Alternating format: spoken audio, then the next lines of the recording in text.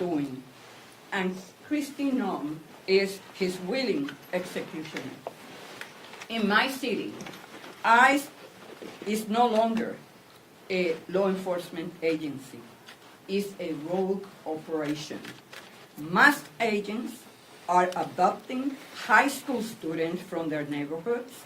They are snatching fathers and mothers outside our immigration courts during routine checks, turning places of justice into traps. Even this week, they detained a city council staffer who is here in New York legally. This agency is completely out of control. Every time you see an ICE officer interacting with Americans now, they are screaming, cursing, and smashing windows to pull people out of their cars. It is the Wild West out there. And I guess that is why Kristi Noem loves wearing that cowboy hat. The difference is, Ms. Noem, this is not a show. Lives are on the line. When she bragged about shooting her own dog, she wasn't just telling a story.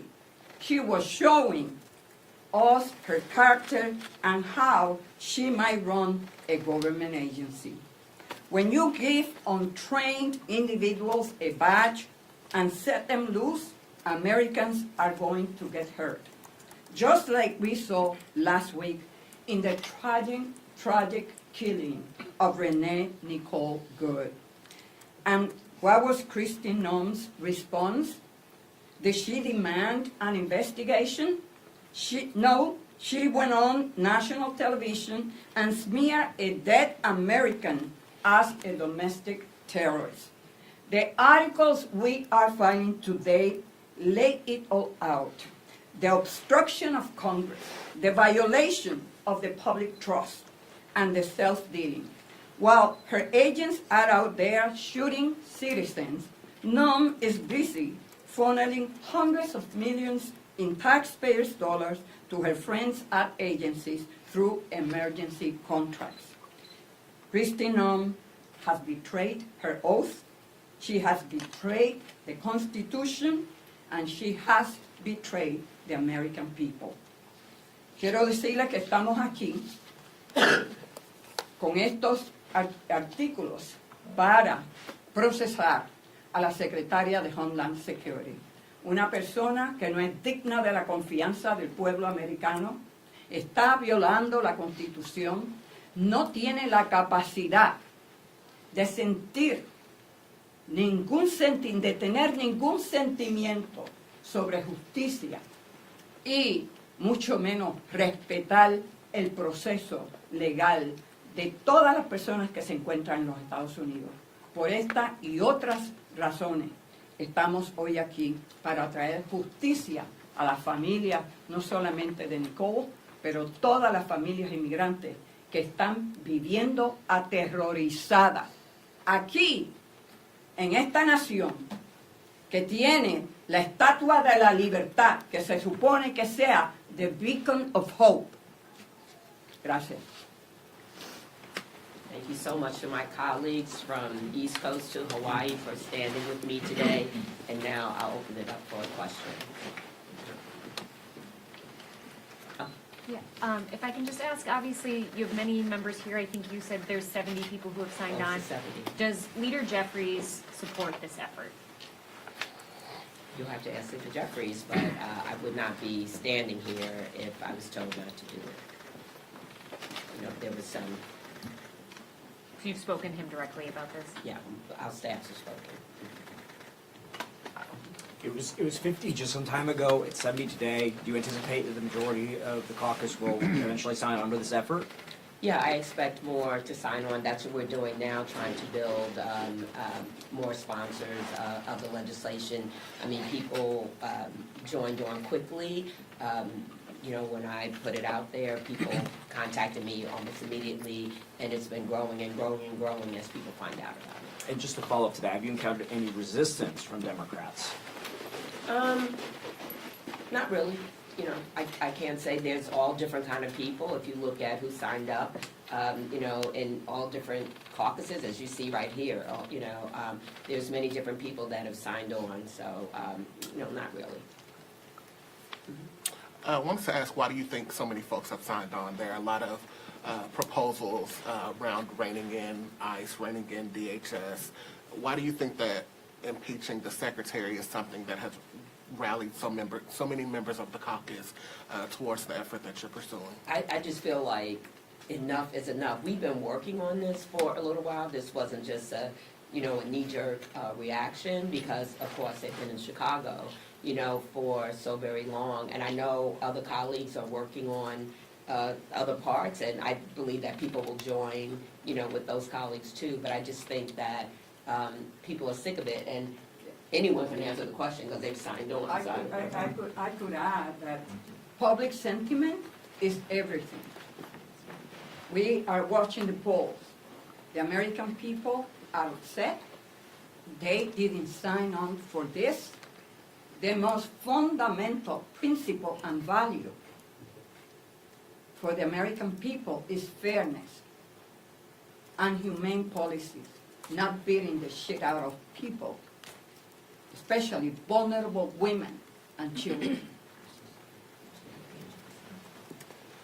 Let me just say that while everybody is vulnerable, I can attest to the fact that the Latino community, as chair of the Congressional Hispanic Caucus, has been disproportionately targeted, to the degree that even in Minnesota, where there's a clear intent to go after the Somalian community, the vast majority of the people arrested are Latino men.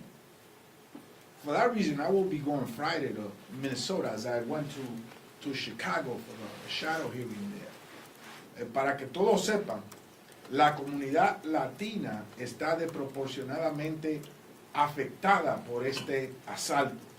En Minnesota, la gran mayoría de personas que son arrestadas son hombres latinos. En Chicago, también la gran mayoría de personas arrestadas son latinos.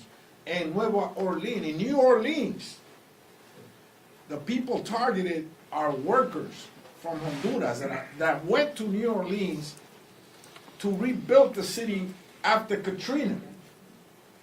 So this is a hit job against Latino communities. And let me tell you, people are regretting, many folks are regretting their last vote and turning around. And so I would like to stress that, because I think that's an important factor. Well, I can just speak to my constituents in Minnesota. We are being terrorized by Homeland Security and ICE and Secretary Kristi Noem's orders in the state of Minnesota right now. And let me be clear, I'm from a swing district in Minnesota. I have been one of the most bipartisan members of Congress that you will find in the Congress. This has crossed a line. Minnesotans, we want safe and secure borders. We want violent criminals to not be in our community, but this is not what we signed up for. This rogue agency is violating the rights of immigrants. It is violating the rights of American citizens in our communities. And last Wednesday, the violation of those rights, the escalation by ICE in our communities, got Renee Good killed. And now this administration is going after her widow and going after her and 6 U.S. attorneys who, by the way, are patriots in Minnesota at the U.S. Attorney's Office had said, no, we are not this. This is not who we are as Minnesotans. This is not who we are as Americans. And so I believe you will continue to see members of Congress from across the ideological spectrum stand up, speak out, because we know the difference between right and wrong, and Americans can see with their own eyes that what's happening in Minnesota and in Illinois and most possibly coming to New York is just plain wrong. May I say something? Americans across this country have been protesting what they see with their own eyes and the lies that they're told, which are belied by the things that they're seeing. What they're out there protesting, and they expect Congress to use every tool that we have to push back, to hold accountable, and to show the American people that we are fighting for this democracy, for constitutional laws, and for treatment and respect of all of our communities. So that happens to be a time when you had the horrible situation in Minnesota. We've had the horrible situation in other cities. This particular resolution comes just at a time when enough is enough is enough. And people are looking to us to do everything we can to show that we have responsibility in this space.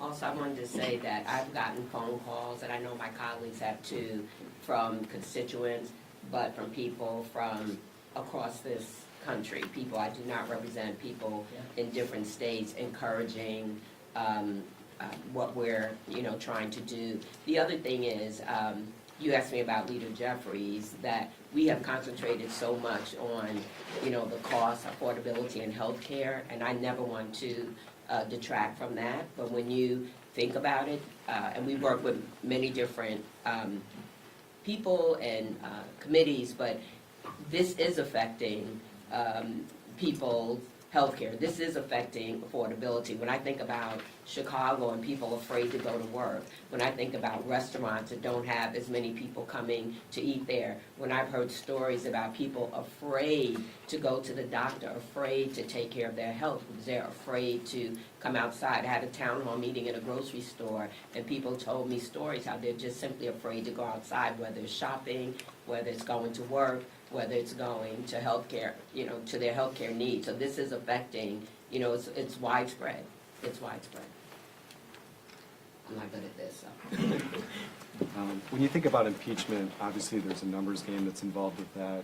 If you put the merits of your resolution aside and think about just that numbers game of getting passage in the House and conviction in the Senate, is this more about sending a political message right now or previewing the playbook for Democrats should you take back the majority? Or what's sort of the impetus? Is it just striking the moment with current events? For me, and others can answer, it was like Congresswoman Bonnie Watson-Coleman said, enough was enough, and I just feel like we need to use every tool in our toolbox. If we do nothing, nothing will happen. And so just really now trying to build on momentum, getting as many people signed on as possible, that's the first step.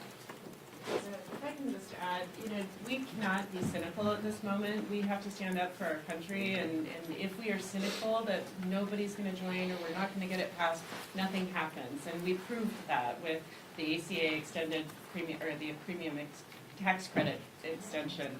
People thought that there was no way that we would pass that in the House, and we have to continue to message what's right. The American people can see what's happening is wrong. They want us to act. I had a town hall in less than 24 hours where standing perpetual applause for impeaching Kristi Noem. Like, the people want us to do something, and that's our job.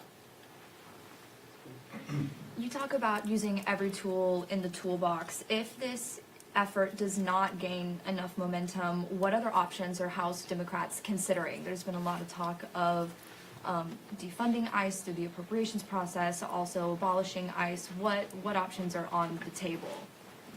Well, actually, I think at this point, all options are on the table. We just have to see, what's going to work, and we have to have, more discussion around it. But yes, I've heard conversation around that too. But those are all tools in the toolbox that we have to look to. I'm hoping, maybe I'm an optimist, but I'm hoping against hope that when she sees, as people have talked about, the momentum, the public, the polls that are so much against what she's doing, that she will realize that she's a public servant and that she's serving the American people, and the American people do not like what she's doing or what they're seeing. Thank you. The situation in Portland's been brought up. When we talk about this, when, DHS side of the story is that the individual involved driving the car was a member of Tren de Aragua or believed to be a member of Tren de Aragua. They're alleging that the driver weaponized their vehicle against law enforcement. Is it okay to be lumping these cases together, consider that Renee Nicole Good was not a member of a gang, and does that hurt the effort at all? Yeah, what I'll just say is that the first and foremost issue is that people have rights. Due process is available and a right to every single person in this country.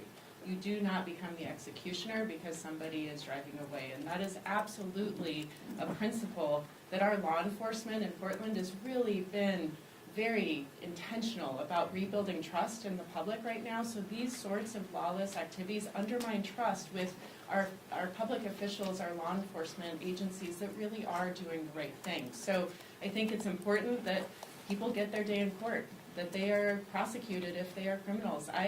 This is the same issue when Abrego Garcia was taken to El Salvador. It is a right to be able to prove your innocence or be found guilty in a court, and that is what these folks are not getting. And even though you differentiated with Renee Good, they still called her a domestic terrorist. So. Thank you guys so much. Thank you. Thank you.